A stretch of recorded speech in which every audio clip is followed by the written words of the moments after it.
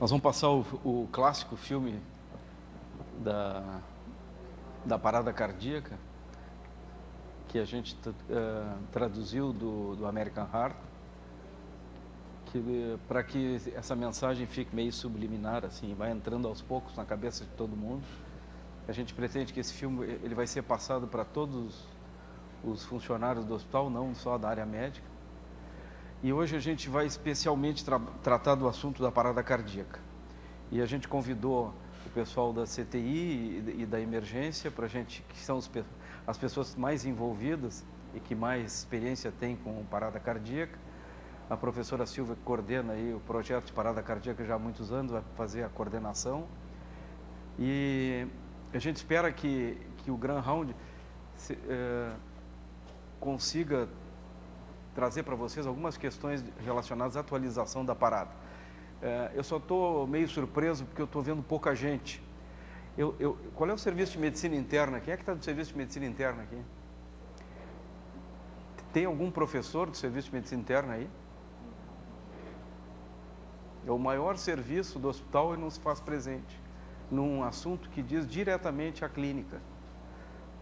Eu acho que a gente tem que revisar o que está acontecendo aí. Mas vamos em frente. Vamos passar o filme? The American Heart Association is the nation's leader in life-saving CPR training. In fact, we write the CPR guidelines for everyone, the public, doctors, nurses, and paramedics.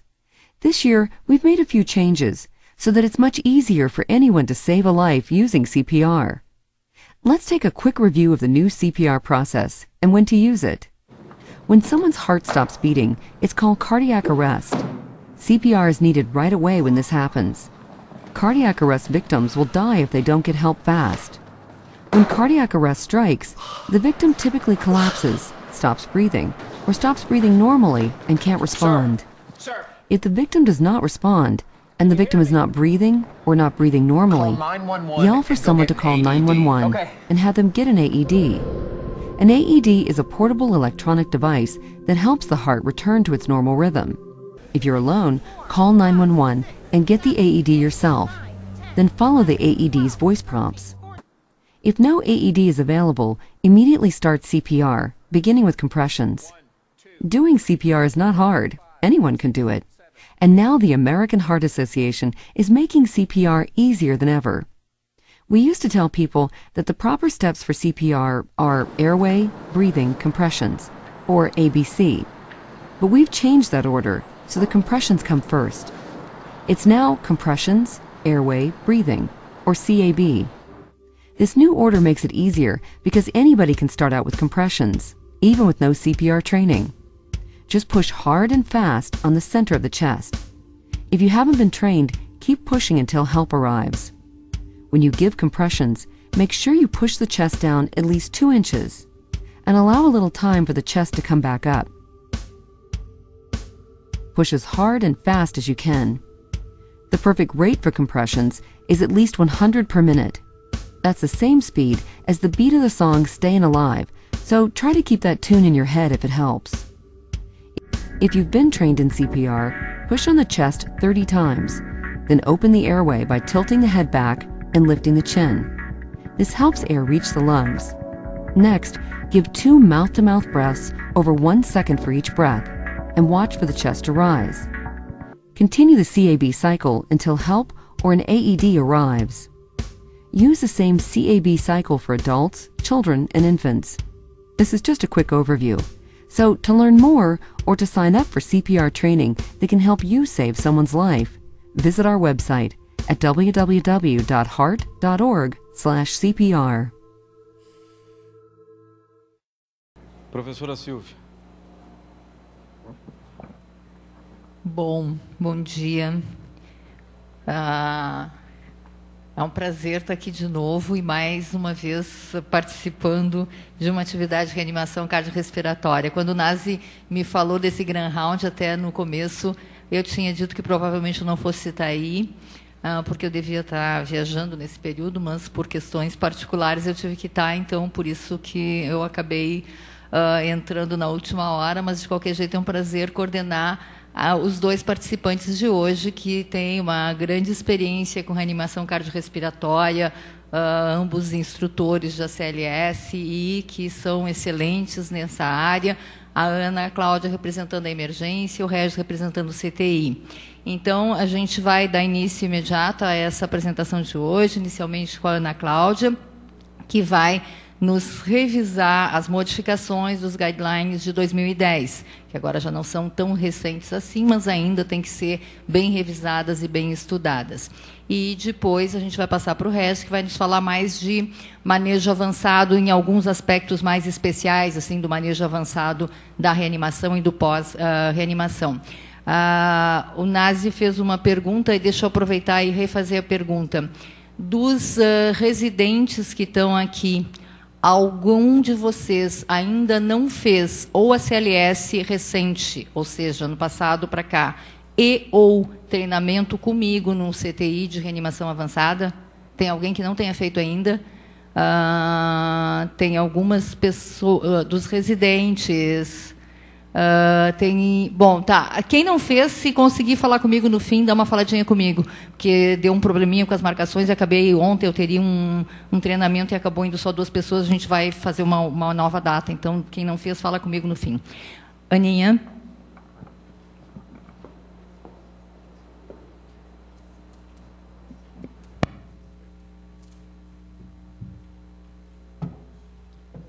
Bom, muito obrigada, Nazi, pelo convite. Muito obrigada, professora Silvia, pela introdução. Eu vou falar sobre o atendimento básico. Acho que o vídeo já mostrou quase tudo do que eu vou falar, pelo menos algumas pinceladas.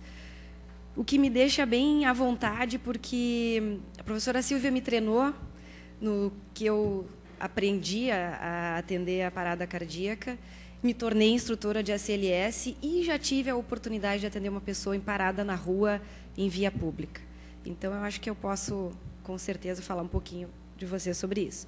Eu queria aproveitar para divulgar na página do hospital. Eu não estou envolvida com o treinamento, mas eu acho que é importante, porque uma vez que esse vídeo é passado sempre, uma vez que o hospital tem programa de treinamento, a gente tem que saber como acessar isso. Então, tem um programa de treinamento em ressuscitação que está até dezembro disponível, com as inscrições via e-mail, ali com a evasilva@hcpa.urgs.br. Então, essa é uma iniciativa do Hospital de Clínicas e da FAMED. É importante assim divulgar e participar. Muito bem. As diretrizes 2010, como a professora Silvia falou, já não são tão novas, já não são tão atuais, já temos quase 2 anos da chegada delas. E eu tinha preparado para dizer que, como muitos, como eu, dos presentes, passaram certamente pelas grandes mudanças ao longo dos anos, mas eu vi que a plateia é bem mais nova que eu, então eu não posso dizer mais isso. De qualquer forma, quando se vêem novas recomendações, existe um tempo para elas serem estabelecidas, implementadas e estabelecidas como tratamento. Esse tempo é variável, e da literatura americana a gente sabe que, quando muda, como foi as de 2005 e agora as de 2010, leva em torno de 8 a 36 meses para elas ficarem incorporadas. Então, é bastante atual e pertinente falar delas agora. E uma outra questão que vem junto disso é assim, tá, uma vez implementadas as diretrizes, isso faz diferença? Então, a gente tem, publicado no Circulation de 2006, por Thomas Rea, que é um grande nome da reanimação, um estudo comparando como era antes de 2005 e como ficou após 2005. Então, antes de 2005, se vocês se lembram, a gente tinha uma sequência de 3 choques, seguidas de checagem do pulso, e depois 1 minuto de RCP, para depois chocar de novo. As diretrizes de 2005 trouxeram uma grande mudança, que foi a aplicação de um único choque, seguido imediatamente de 2 minutos de RCP. Então, o que eles compararam esse protocolo inicial, tradicional, com o protocolo novo de 2005, e identificou um claro benefício em todos os desfechos avaliados: o retorno à circulação espontânea, sobrevida hospitalar e alta para casa, isenta de danos neurológicos. Então, assim, implantar diretrizes é importante, porque elas vêm, como vocês vão ver, a partir dessa era moderna que a gente vive da ressuscitação, vem modificando a sobrevida de centenas de milhares de pessoas. Então, 2010 foi o ano em que se completou 50 anos da reanimação, da era moderna da reanimação, e os 3 primeiros elos da cadeia de sobrevida, que eram até então estabelecidos, têm a ver com a reanimação básica. Então, assim, mostrando o tamanho da importância de se fazer uma reanimação básica de alta qualidade. Então, é importante fazer um breve histórico desses 50 anos, onde a gente vê que, em 1960, Cavenhoven, pela primeira vez, descreveu sucesso com massagem cardíaca em tórax fechado, e ele termina o artigo publicado no JAMA dizendo que anyone, anywhere can now initiate cardiac resuscitative procedures. All that is needed are 2 hands. O que deve ter inspirado os Beatles na mesma década a compor All We Need Is Love. Então, eu acho que esse foi um marco importante nesse início desses 50 anos. Depois, no mesmo ano, em Maryland, a Maryland Medical Society associou compressões e ventilação no atendimento da parada. E, em 62, pela primeira vez, é realizada a desfibrilação com corrente direta e onda monofásica em tórax fechado, com sucesso. Então, depois desse breve histórico, em 1966, a American Heart publica as primeiras diretrizes guiando a forma de atendimento da parada.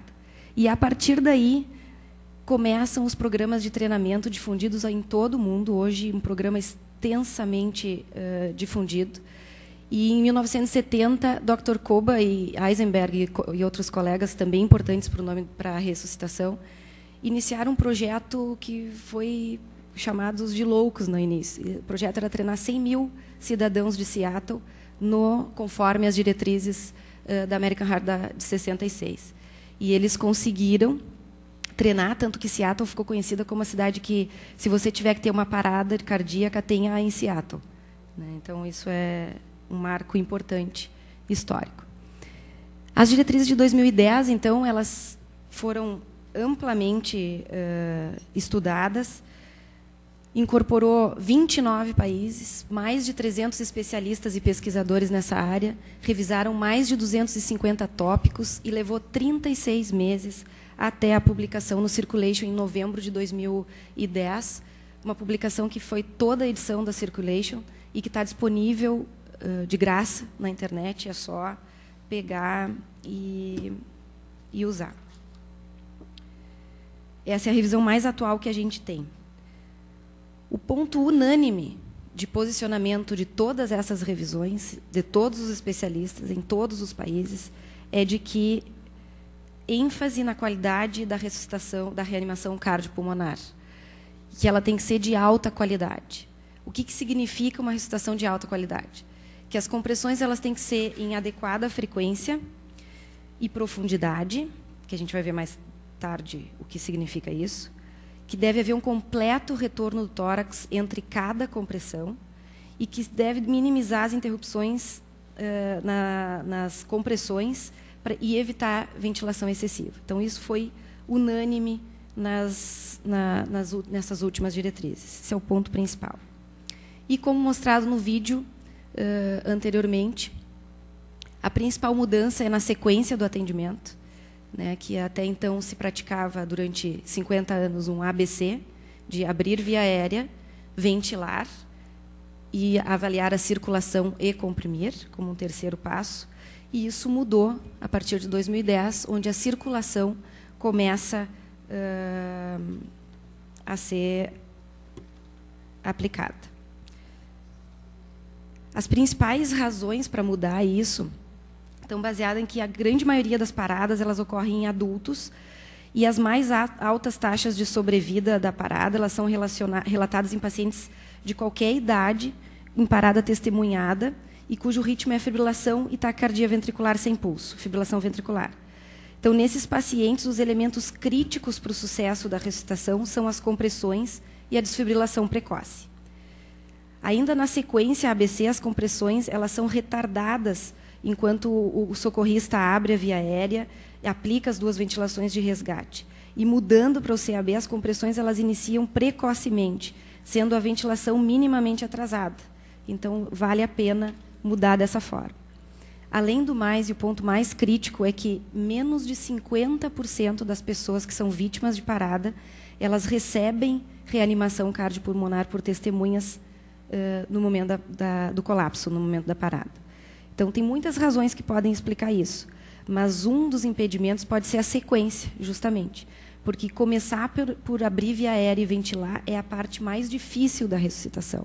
Então, facilitar, começando por compressões, pode garantir que mais vítimas recebam reanimação e que testemunhas que não saibam ou não tenham experiência em ressuscitação possam receber orientações por telefone e que, para no mínimo, as pessoas recebam as compressões. Então, esses são os 4 elos da cadeia de sobrevida: socorro rápido, reanimação precoce, desfibrilação precoce e atendimento avançado precoce. Foi acrescentado um último elo na cadeia de sobrevida, nessas diretrizes, que vai ser os cuidados pós-parada. Então, para o sucesso, para a melhora na ressuscitação, é importante ter a ligação entre todos esses elos. Quando a gente tem uma avaliação de cada um desses elos, o efeito, o benefício que eles trazem em relação à chance de sobrevida, mais do que quadruplica quando é aplicado socorro precoce, que a pessoa rapidamente reconhece a parada. Quando a ressuscitação precoce é iniciada, triplica a chance de ressuscitação, de sucesso. E quando a desfibrilação precoce é aplicada, triplica também. O atendimento avançado, nessa fase desse estudo, mais do que duplicava também. Então, cada um dos elos tem importância significativa. A gente ainda não tem tempo para ver o elo final, que é o elo do cuidado pós-parada, mas certamente deve trazer benefício. Além disso, a sobrevida, uma das mudanças importantes na sobrevida foi a introdução da desfibrilação precoce. Em azul claro, vocês podem identificar a era pós-início, em várias cidades nos Estados Unidos, pós-início da desfibrilação, como mudou a taxa de sobrevida. E, além disso, as mudanças realizadas no algoritmo, através dessas últimas diretrizes, identificam que a parte do ver, ouvir e sentir atrasa e deve ficar fora do atendimento precoce. E o que deve se fazer é imediata ativação do socorro e início de compressões em qualquer vítima inconsciente. Então, a pessoa que não responde e não está respirando ou não está respirando normalmente, deve ser acionado o serviço de atendimento e com socorro com a solicitação do desfibrilador. Isso é importante porque esse é um clássico quadro que mostra a taxa de sobrevida à medida que cada minuto passa depois da parada, e isso identifica uma redução de 7 a 10% na sobrevida para cada minuto depois da parada ocorrida. Então, é importante a rapidez do início das compressões. Uma das mudanças importantes no algoritmo das diretrizes é que, para leigos, se encoraja apenas compressões, que ele não precisa mais fazer solicitações, ventilações.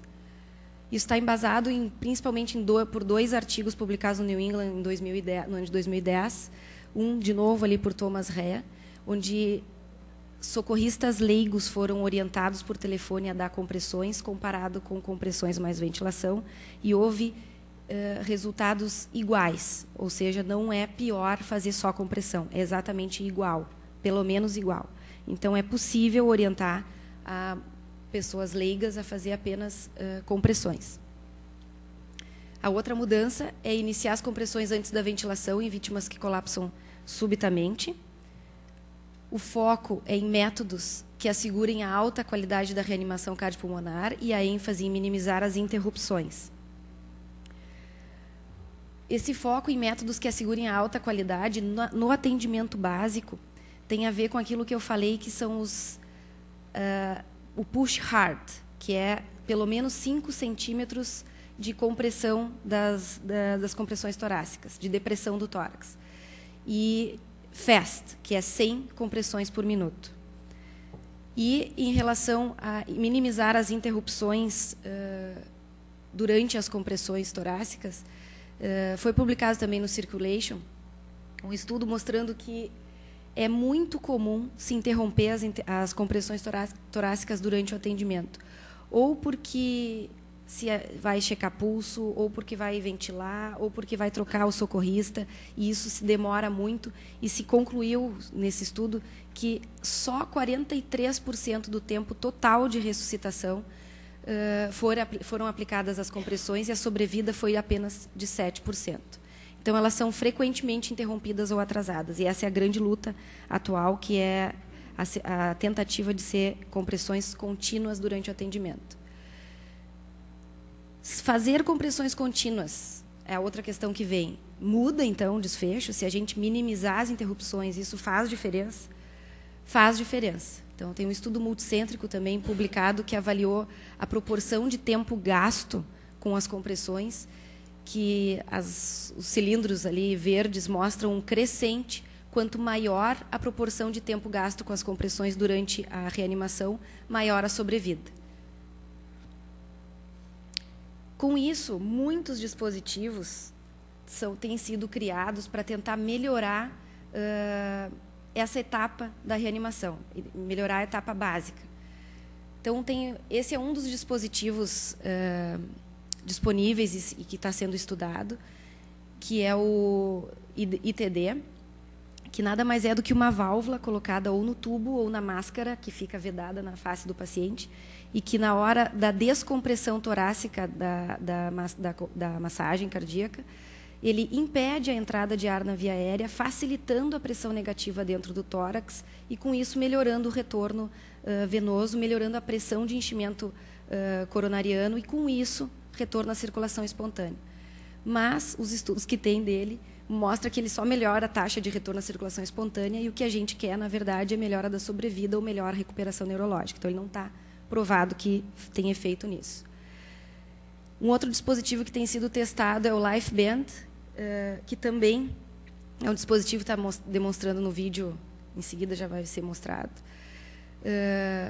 que foi testado por Thomas Rea, de novo, no ano de 2006, e que não encontrou melhora na sobrevida e, pior, teve um pior desfecho neurológico para quem usou esse tipo de dispositivo. Um terceiro dispositivo à base de sistema de pistão, que é o dispositivo Lucas, que eu tive a oportunidade de ver isso sendo testado num hospital nos Estados Unidos agora há pouco. É um dispositivo que, por enquanto, só tem série de casos que identificam pelo menos igual sobrevida comparado com o atendimento tradicional.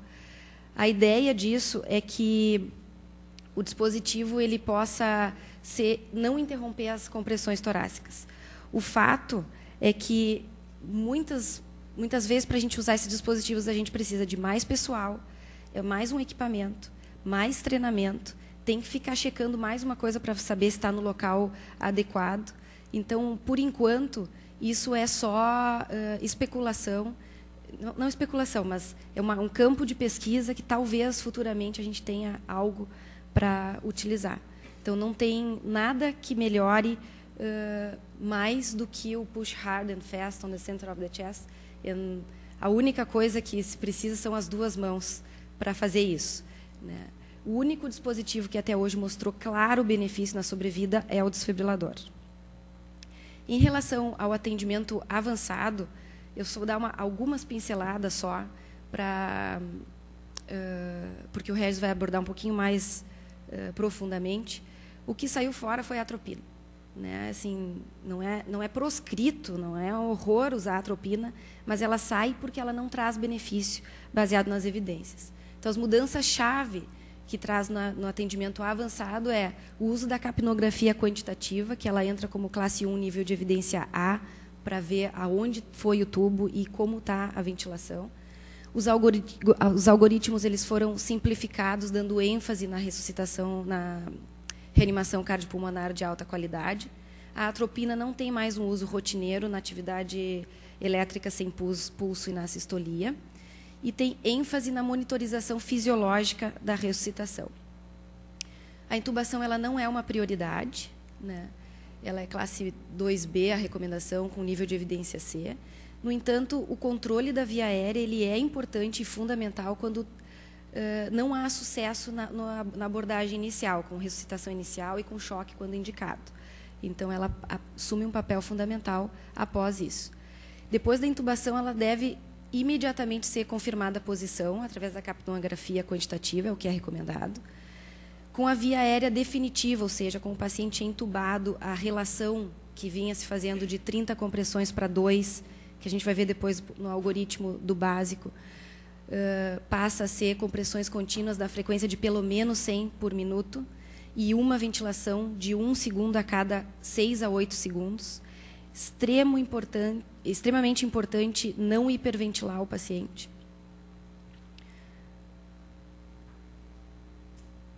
Acho que agora eu passei 2 vezes, peraí. Isso.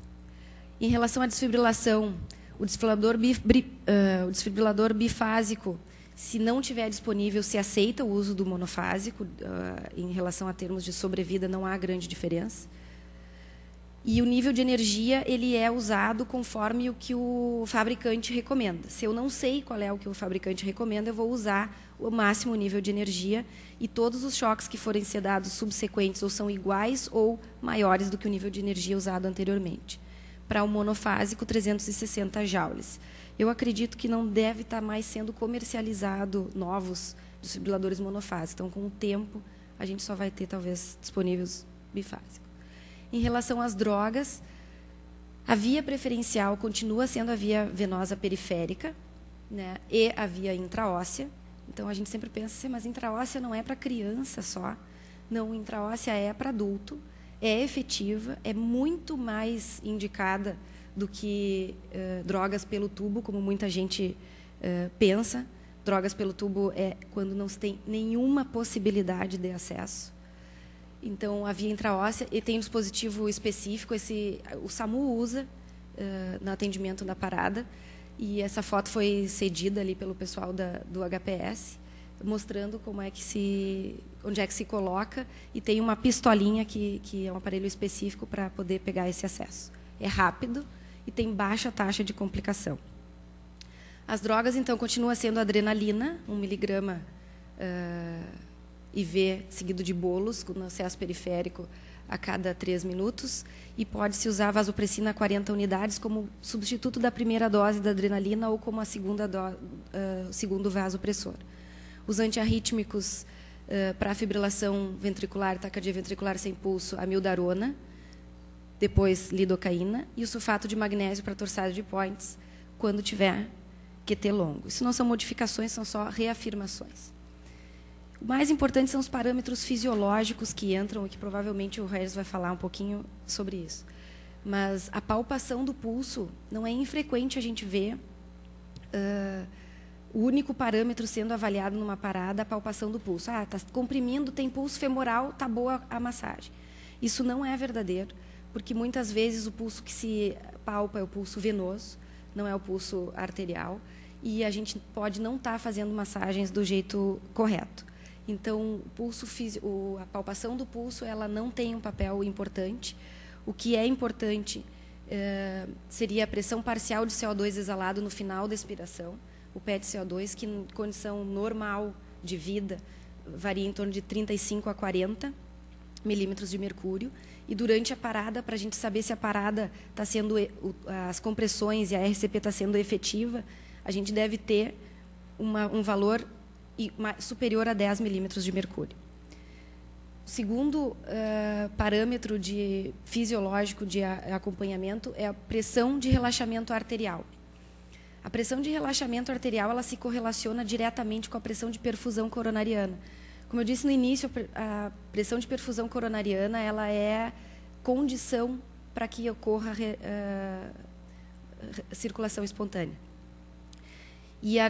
Se a gente colocar uma PAM, ou radial, ou femoral, ou braquial, a gente tem uma correlação direta com essa pressão de perfusão coronariana. E o ideal é que, na descompressão, a monitorização esteja superior a 20 milímetros de mercúrio. Se não tiver dessa forma, a gente tem que melhorar, ou aprofundar as compressões, ou minimizar o tempo de interrupção, ou, enfim, repassar toda a avaliação da qualidade da RCP. Aqui, só para mostrar, essas espicas são 15 compressões torácicas. Conforme vai aumentando o número de compressões, a pressão sistólica na aorta vai aumentando e a pressão diastólica na aorta também. Diastólica, no sentido da compressão, é no sentido que a gente está descomprimindo o tórax. Então, a diferença entre a pressão diastólica na aorta e a pressão diastólica no átrio direito é que vai dar a pressão de perfusão coronariana. Se essa pressão for baixa, não vai haver retorno à circulação espontânea. Se ela for alta, quanto mais alta ela for, maior enchimento das coronárias, mais chance desse coração voltar a bater.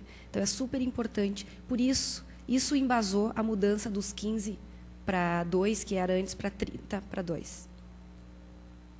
Está aqui só mostrando a interrupção, ali em rosa é a pressão de perfusão aórtica, diastólica na aorta.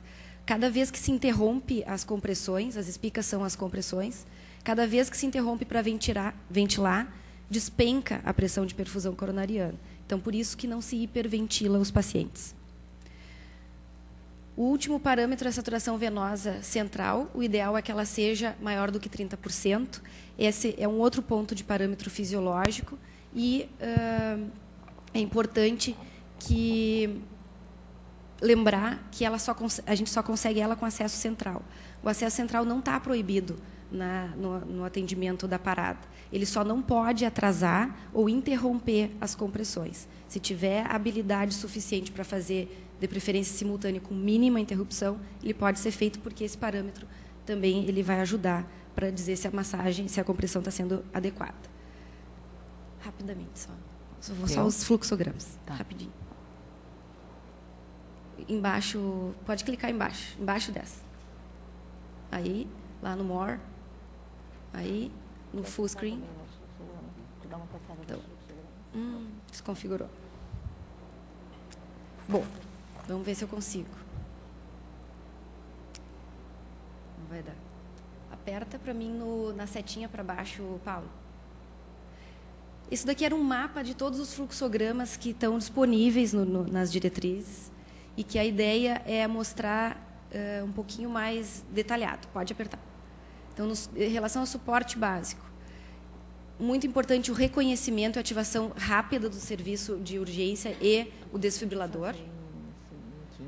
Depois, o algoritmo ele ficou circular, como dando a ideia de ininterrupção das compressões, e a cada 2 minutos ou 5 ciclos de 30 compressões para 2 ventilações, checagem do ritmo. Nesse caso, isso é para leigo. Leigo não precisa checar pulso. Então, pode passar mais um. O que mostra aqui que no atendimento dos profissionais da saúde, a checagem do pulso faz parte. Pode passar. E, se o ritmo é chocável, dá um choque, reassumir a RCP por 2 minutos. Se ele não chocável, segue fazendo a RCP até a chegada do atendimento avançado. Pode passar. Super importante a reanimação de alta qualidade, com a frequência de 100, profundidade de 5, permitir o completo retorno do tórax e evitar excessiva ventilação. Pode passar. E, em relação ao suporte avançado, o algoritmo, pode passar, vai ser abordado, pode passar, vai ser abordado mais detalhadamente com, pode passar, com o Regis, pode ir. Não vou me detalhar, eu ia falar. Não? Pode passar. Bom, o fato é que tem os passos bem direitinhos, assim, não é difícil de seguir e é bem fácil de memorizar. Pode passar o próximo. Como dá para a gente ver, mais uma vez, no circular. Então, aqui. Não, volta para cima. Não, tá, pode ser aí. Nesse circular, então, a partir da checagem do ritmo, continuamente RCP e monitorando a qualidade da RCP, e, simultaneamente, a administração de drogas, com o acesso à adrenalina, amiodarona, considerar a via aérea avançada, as coisas acontecendo simultaneamente, sem interromper.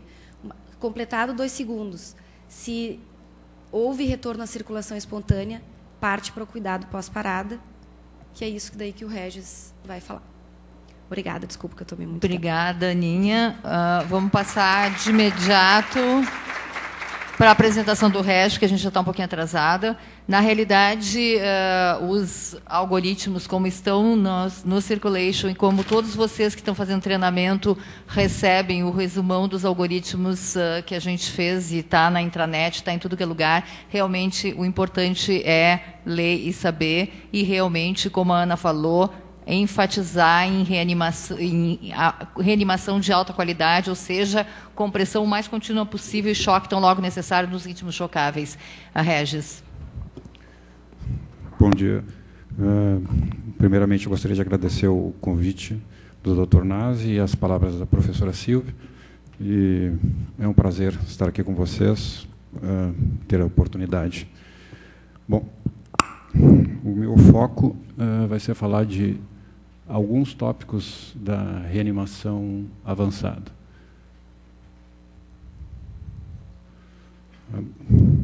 Bom, basicamente, nós vamos falar rapidamente sobre o manejo pós-PCR, para exemplificar os tópicos que vão ser falados, que vão ser comentados na sequência. Vamos falar sobre ultrassonografia no atendimento da parada cardiorrespiratória, tanto na fase aguda quanto posterior, hipotermia e preditores de desfecho neurológico após PCR, tá? Por tópicos. Então, saindo do organograma que a doutora Ana já tinha apresentado, nós não tinha feito comentário, logo após o atendimento da parada, a gente pode ver que dentro desse organograma nós temos pontos que vão vir de encontro com os tópicos de manejo avançado que vão ser citados na sequência. Como, por exemplo, no momento que nós tivermos que otimizar a ventilação e oxigenação, nós vamos considerar via aérea, e se tivermos uma via aérea definitiva, vamos utilizar a capnografia quantitativa. E cuidando para não hiperventilar e não hiperoxigenar o paciente. Depois, na sequência, nós vamos ter o manejo da parte hemodinâmica do paciente, e dentro desse manejo de parte hemodinâmica, nós teremos um papel muito importante da ecografia, nesse ponto, no momento que nós tivermos que considerar causas da parada, e definir essas causas, e fazer esse diagnóstico, e definir o tratamento o mais breve possível. E depois, na sequência do paciente que sair da parada cardiorrespiratória e estiver comatoso ou com nível de sensório abaixo do esperado, como nós vamos comentar posteriormente, considerar a utilização de hipotermia. Então, nós temos vários focos a serem definidos.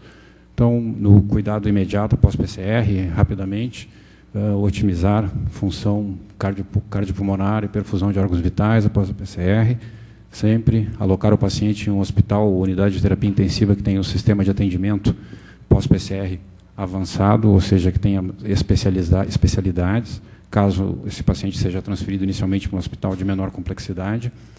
Identificar a intervenção em casos de síndrome coronariana aguda, infarto ou síndrome coronariana aguda com necessidade de abertura de coronárias.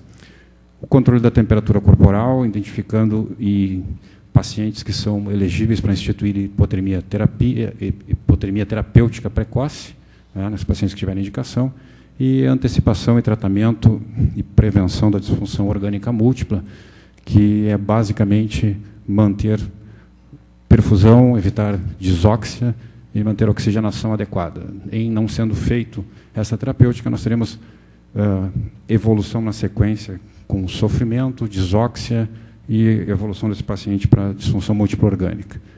Isso eu estou simplificando, é bastante complexo, mas a antecipação do que pode,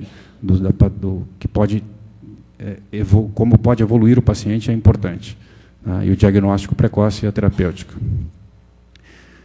Nesse contexto, nós temos a ultrassonografia como uma grande arma que pode ser utilizada e que definitivamente é subutilizada até então. Agora ela está ganhando um terreno com o decorrer dos últimos anos, felizmente.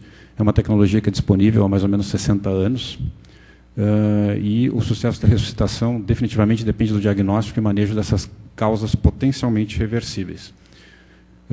Então, nesse contexto, nós falamos globalmente do uso da ultrassonografia focada na sobrevida avançada do paciente pós-parada. Olhando o organograma da reanimação cardiorrespiratória, onde a gente cita como causas, onde existem as causas reversíveis, se nós focarmos nesse tópico, nós vemos que dentro das causas reversíveis, a hipovolemia, a possibilidade de pneumotórax, o tamponamento cardíaco e a possibilidade de tromboembolismo pulmonar, todas elas podem ser diagnosticadas ou, no mínimo, levantada a hipótese operacional para o manejo precoce, através da ultrassonografia.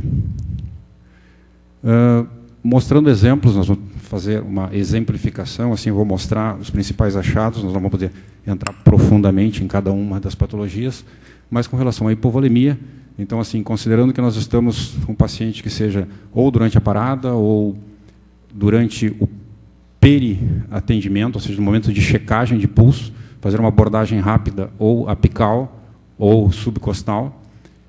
Na hipovolemia, nós teremos a que a gente chama de síndrome de coração vazio. Nós vamos ter as cavidades esquerdas, átrio esquerdo, ventrículo esquerdo, vazios, o átrio direito, o átrio direito e o ventrículo direito também com o diâmetro diminuído, e o que levanta a hipótese operacional de hipovolemia, e que deve ser buscado o diagnóstico de qual a causa dessa hipovolemia e manejado o paciente com reposição volêmica imediata. Avaliando a cava desse paciente, também durante um período ou de recuperação definitiva do pulso, ou durante intervalos, que ele acabe recuperando a circulação espontânea, nós poderemos ver, no caso da hipovolemia, um colapso de cava. Aqui a gente está vendo a cava inferior, o diafragma, fígado, o átrio direito, né? E a visualização com a variação do ciclo inspiratório, o colapso praticamente total da cava.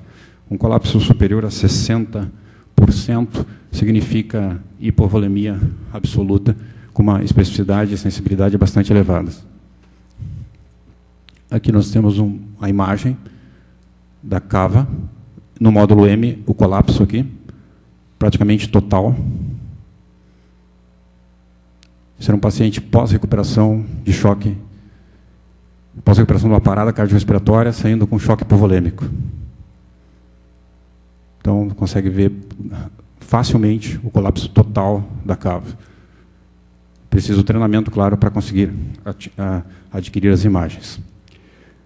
Com relação ao pneumotórax, seguindo, os achados que vão ser buscados, ecográficos, vão ser, considerando um pulmão normal, nitidamente, nós conseguimos ver na ecografia o deslizamento pleural, identifica-se a pleura e identifica-se o deslizamento pleural, que nós chamamos de lung sliding, e no pneumotórax nós vamos ter a identificação do espaço pleural, mas nós não vamos ter esse deslizamento pleural. Além disso, nós vamos ter o sinal que é chamado de lung point, que é a identificação do ponto onde o pulmão, a partir daquele ponto, ele descola da pleura e tu tem descontiguidade da pleura parietal com a pleura visceral. Existem estudos mostrando que, durante a parada cardiorrespiratória, apenas a visualização da ausência do lung sliding unilateral, numa abordagem ecográfica rápida, feita em menos de 30 segundos, tem uma sensibilidade de 92% e especificidade de 96% para pneumotórax, em atendimentos de parada cardiorrespiratória intra-hospitalares. Aqui nós temos uma imagem do lung point, ou seja, vocês veem que até esse local nós temos o deslizamento pulmonar facilmente visualizável, e a partir desse ponto, parado, não temos só os artefatos, né, das ondas AS, isso é característica de um pulmão sem síndrome intersticial, e aqui com deslizamento e com ondas A e algumas ondas B também, que significam síndrome intersticial. Então, a presença do deslizamento e a presença de ondas B e essa identificação desse ponto, né, nos dá uma especificidade para a pneumotórax aguda próxima a 100%. É maior se nós conseguimos achar esse segundo sinal, que é o lung point. Na sequência, avaliação de tamponamento pericárdico, assim, rapidamente passando, mas nós temos aqui duas imagens sequenciais de uma abordagem subcostal, ecocardiográfica, com líquido, aqui uma fígado, uma bordinha hepática do lobo esquerdo, líquido, a cavidade atrial direita, e aqui o átrio, o ventrículo direito. E, na sequência, com a variação do ciclo inspiratório, nós vemos um colapso total aqui do átrio direito, que aqui está cheio, ou parcialmente cheio, desculpe, aqui colapsado, com a variação do ciclo inspiratório. Esse é um dos sinais de tamponamento pericárdico, associado a fluido no saco pericárdico. E aqui nós temos uma imagem que ela está invertida, mas, como eu digo, a ecografia do paciente em emergência, em CTI, a posição não interessa, mas nós conseguimos ver nitidamente aqui o átrio direito colapsando e um colapso parcial do ventrículo direito. Isso é um catéter de Swan-Ganz intracardíaco. Então, é uma imagem que não é difícil de ser adquirida, e no contexto de parada cardiorrespiratória, pode-se planejar a terapêutica com a drenagem desse derrame pericárdico. A avaliação de embolia pulmonar, no caso, nós temos aqui essa imagem, que nós temos as cavidades direitas, aqui do átrio direito, o ventrículo direito, o átrio esquerdo, o ventrículo esquerdo, e um grande aumento das cavidades direitas, desproporcionais às cavidades esquerdas, que usualmente nós teríamos um ventrículo direito com a metade ou 1/3 do volume do ventrículo esquerdo, e aqui ele está do mesmo tamanho, um pouco maior que o ventrículo esquerdo, e uma dilatação aguda de átrio direito, relacionado a um paciente com tromboembolismo pulmonar, um achado que posteriormente foi confirmado com esta tomografia, com um trombo maciço no tronco da artéria pulmonar esquerda, e essa imagem, a tomografia, aquela mesma imagem que nós vimos na eco, tomograficamente, então, as câmeras direitas muito aumentadas, praticamente realmente maiores do que as câmeras esquerdas neste paciente. Tentando fazer uma abordagem mais orientada, ou seja, direcionando e protocolando o atendimento de parada cardiorrespiratória e a sua abordagem ecográfica, nós temos esse protocolo, que é o protocolo CAUSE, que foi idealizado no sentido de padronizar essa sequência de atendimento. E ele é um protocolo que tem um potencial de reduzir o tempo de diagnóstico das etiologias da parada cardiorrespiratória, bem como diminuir o tempo entre a parada e a terapia apropriada da causa da parada, diagnosticada pelo exame ecográfico. Aqui, o CAUSE ele simplifica aqueles achados que a gente passou agora na sequência. Então, coração de aspecto normal, com as 4 cavidades, numa abordagem apical, hipovolemia com a síndrome do coração vazio, então todas as cavidades diminuídas, né? O tamponamento cardíaco, então com o seu colapso das cavidades direitas, primeiro colapso do átrio direito, que é um sinal de pré-tamponamento, e depois colapso de ventrículo esquerdo. No momento que tivermos, ele significa tamponamento cardíaco em evolução. E a embolia pulmonar, com o aumento das cavidades direitas do átrio direito e o ventrículo direito. E nós temos também, quando esse aumento é significativo, nós temos desvio do septo interventricular da esquerda para a direita, causando o aspecto que a gente chama de septo sinusoide, que a gente tenha preponderantemente um desvio do septo médio basal e apical. Medial e apical. Aqui o caos, então, ele tem um organograma que pode ser seguido, né? O paciente que está em parada cardiorrespiratória, né? Reiniciada a reanimação, paciente entubado, abordagem de via aérea, monitoramento, acesso venoso. E no paciente, então, eles preconizam inicialmente naquele paciente que fez uma parada cardiorrespiratória não arritmogênica, ou seja, não em FVTV, em paradas em AESP e assistolia. Mas a gente sabe que atualmente preconiza-se a busca das causas de parada cardiorrespiratória, não nessa sequência que a gente viu ali daquelas 10 causas dos 5Hs e 5Ts, não só para parada em FV e TV, mas não só para parada em AESP e em assistolia, mas também para parada em FV e TV, é uma recomendação. Então, inicialmente, fazer abordagem de 4 câmeras, se tiver fusão pericárdica e colapso de ventrículo direito, tamponamento. Se nós tivermos os ventrículos e átrios vazios, hipovolemia, e alargamento de cavidades direitas, embolia pulmonar. No caso de normal, passa-se então para abordagem pulmonar, né, procurando lung slide, não tendo cauda de comendas, pneumotórax. Tá?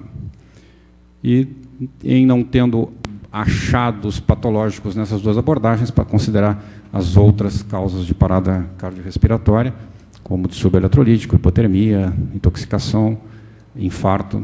Tá? E sendo que o infarto nós poderíamos ter um achado já no ecocárdio de disfunção ventricular esquerda ou disfunção de VD.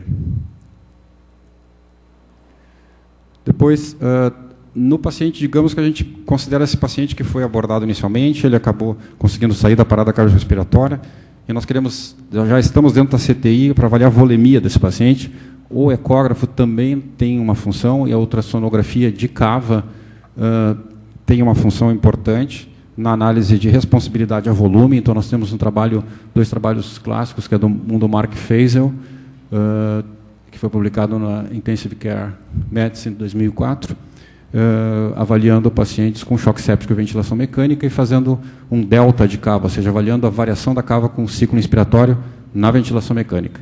E viu-se que os pacientes que eram respondedores a volume eram aqueles pacientes que aumentavam 15% no débito cardíaco, e eram os pacientes que tinham uma variação de cava de mais de 12%, com sensibilidade e especificidade alta.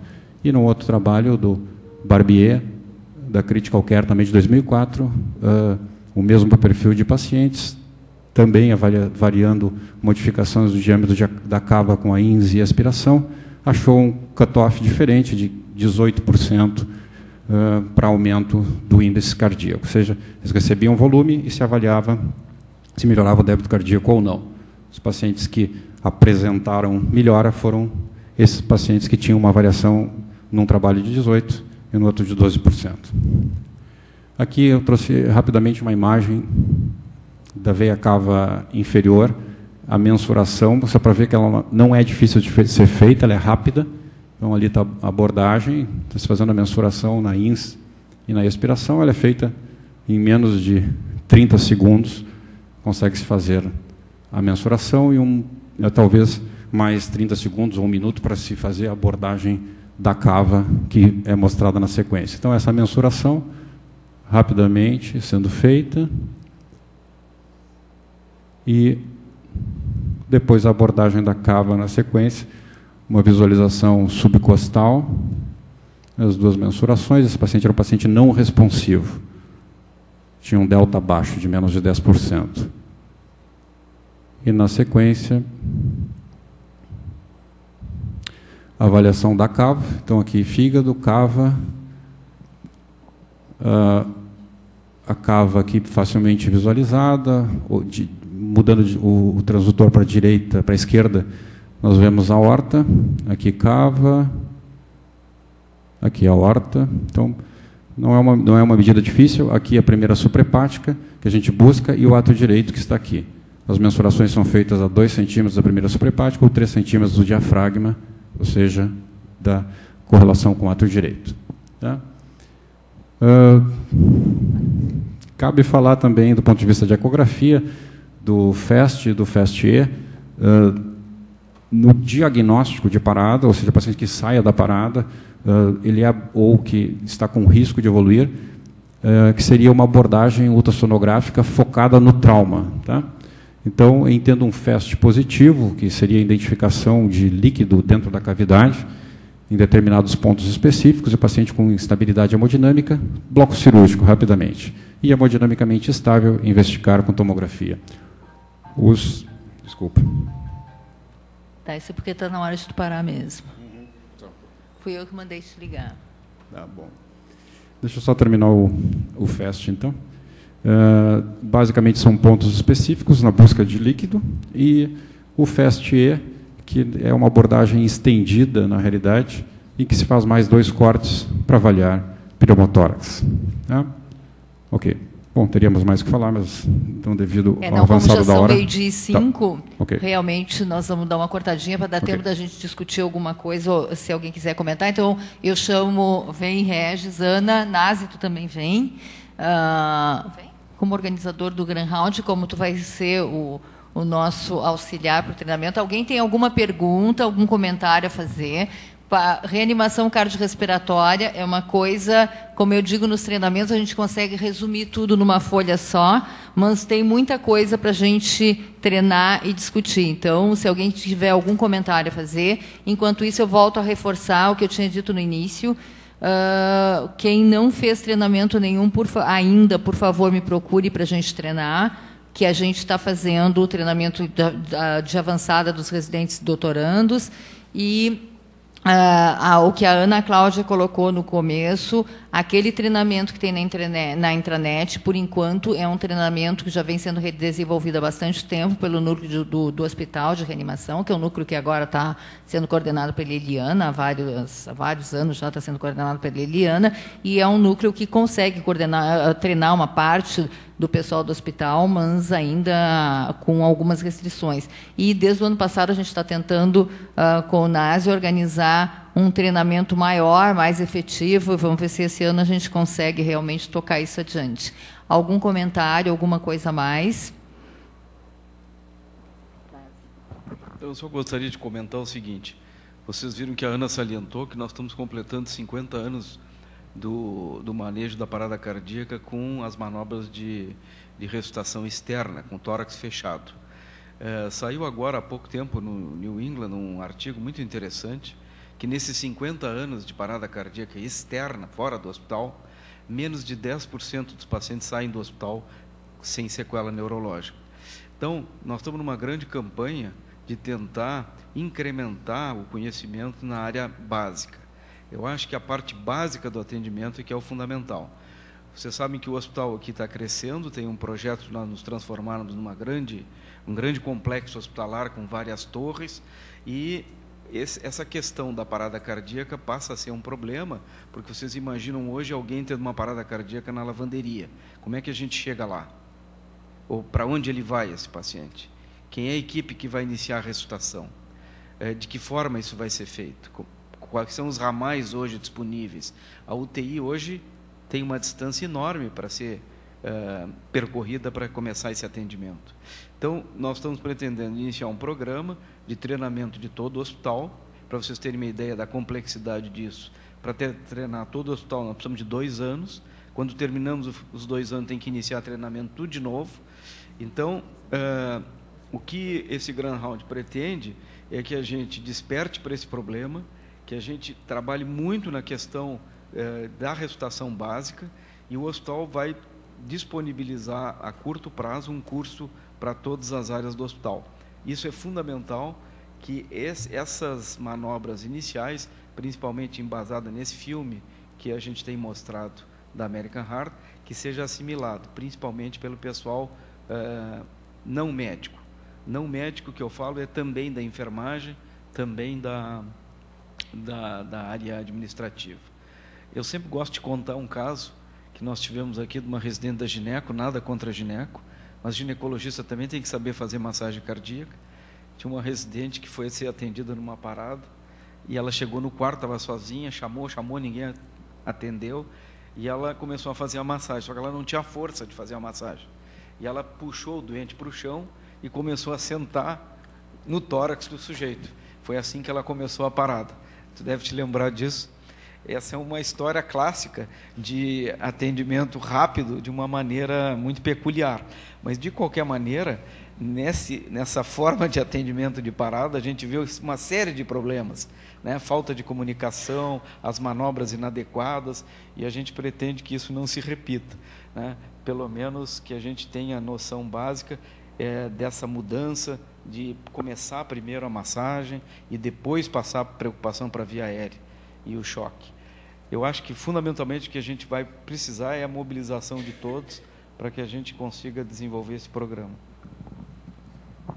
Eu espero que nesse ano de 2012 a gente consiga finalmente constituir o nosso grupo, comissão, seja lá o que for, de parada. E, realmente, se a gente conseguir, isso tem que ser um grupo envolvendo várias pessoas com capacidade de instrutores de reanimação, para conseguir, em, no mínimo, 2 anos, treinar todo o pessoal do hospital e recomeçar. Realmente é um trabalho difícil, mas vamos ver se a gente chega lá. E, por enquanto, como a gente falou, o núcleo está treinando uma parte desse grupo todo, assim, dentro das suas possibilidades, e eu estou treinando na avançada o pessoal dos residentes doutorandos, e o treinamento da pediátrica sai com o pessoal da pediatria, quando dá passagem na UTI pediátrica e na pediatria. Então, bom, eu acho que a gente encerra, né? Ninguém levantou a mão para falar nada, agora perdeu a vez. Já são 12:30, a gente encerra. Quer falar mais alguma coisa, Nazi? Vocês? Não. Então, obrigada para quem veio. Realmente, pena que podia ter mais gente, mas eu acho que a gente pecou na divulgação, ou no tempo de divulgação, porque podia ter mais gente. Obrigada.